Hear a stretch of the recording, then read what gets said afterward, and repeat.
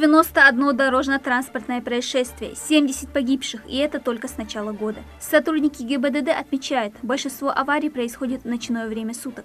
Штрафстоянка в Магасе скорее напоминает свалку вдребезги разбитых машин. Даже верится с трудом, что кто-то после такого мог остаться в живых. Чаще всего ЧП на дорогах – результат элементарной халатности, когда все внимание водителя должно быть сосредоточено на дороге. Зачастую достаточно нескольких секунд, чтобы случилось непоправимое. Основными причинами дорожно-транспортных происшествий является это выезд на полосу встречного движения, превышение установленной скорости. Вот вам пример.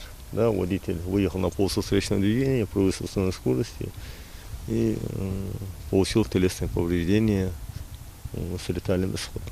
Кому-то, может, и посчастливилось выжить, но в результате аварии только с начала года 307 человек остались инвалидами на всю оставшуюся жизнь. В ИРКБ практически каждый день в приемное отделение поступают жертвы ДТП. Самый последний серьезный случай, произошедший недавно, закончился летальным исходом. У пациента была травма черепа, перелом ребра, конечности и внутреннее кровоизлияние. Травмы, несовместимые с жизнью.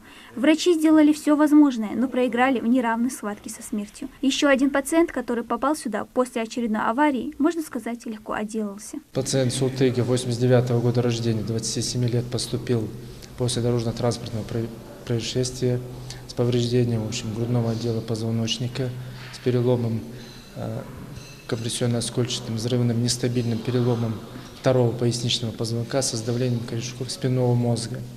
В общем, пациент госпитализирован, в экстренном порядке готовится к оперативному лечению, коррекции, в общем, позвоночника, восстановления опорности и активизации. Муса Мелешков не устает удивляться статистике ДТП. Сам он попал в больницу по другой причине – упал с крыши. Муса – водитель с 27-летним стажем. За все время вождения ни разу не попал в аварию. Конечно, нельзя сказать, что никогда не нарушал. Бывало, из-за невнимательности проскочит на красный или превысит скорость. Из-за своей ошибки платишь штрафами. Но, видя всю картину на дорогах региона, всерьез решил поменять взгляды на жизнь. Я тут 4-ю неделю лежу. Почти каждый день, каждый вечер, каждую ночь поступают пострадавшие. Некоторые со смертельным исходом, потому что молодежь, как говорится, гоняют машины, нарушают правила дорожного движения. Согласно статистике, больше всего ДТП, как ни странно, происходит именно в летний период. Летом люди часто ездят на пикники и отдых, а зимой, зная, что гололед, стараются быть осторожными.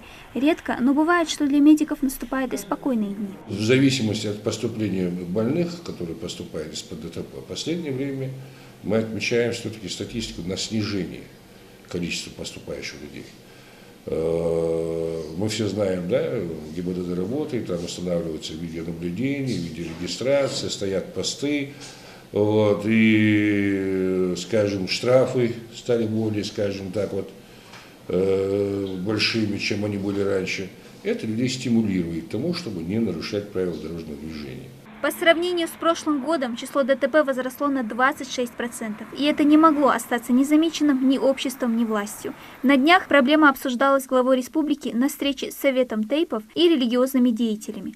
Руководитель региона подчеркнул, что нужна системная работа, потому в образовательных учреждениях проводят беседы с подрастающим поколением. Также в республике запущена программа «Безопасный город».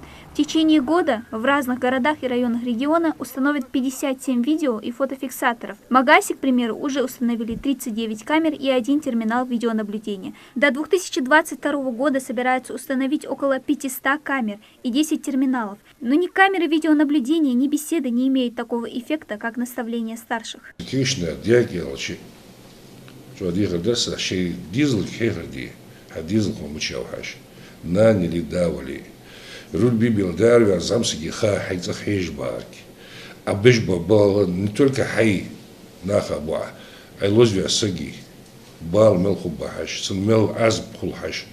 Хашви просто чаквал, хаша больница бар, мухоштах ходухан, газа кук атуабилля, цохфуфу.